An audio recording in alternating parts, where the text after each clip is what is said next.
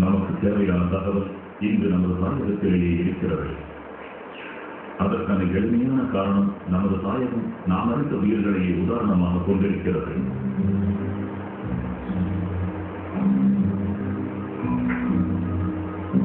பௌதிகத்தின் விதிகள் எல்லா இடத்திலும் ஒரே மாதிரிதான் இருப்பதாக தோன்றுவியல் உயிர் வாழ்க்கைக்கான விதிகளும் பிரபஞ்சத்தில் ஒன்றாகத்தான் இருக்க வேண்டும்.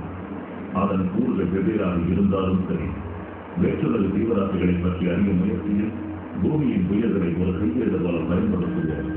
அதாவது உயிரினங்கள் எந்த இடத்தில் இருந்தாலும் அவை உண்மையில் எப்படி இருக்கின்றன, எப்படி செயல்படுகின்றன என்பதை பற்றி அறிய ஒரு விளக்கு பாடமாக பயன்படுத்திக் கொள்வோம். அத்தியாயம் 1. நமது குறிப்பிட்ட விஷயத்தில் பூமி இளமையாக இருந்தபோது, அதாவது 45 கோடி ஆண்டுகளுக்கு அது நம்மை பின்னோக்கி அழைத்துச் செல்கிறது. இங்கு உயிர்களை உருவாக எது தூண்டியது என்பது இன்னமும் மர்மமாகவே உள்ளது. ஆனால் பல கோட்பாடுகள் இருக்கின்றன.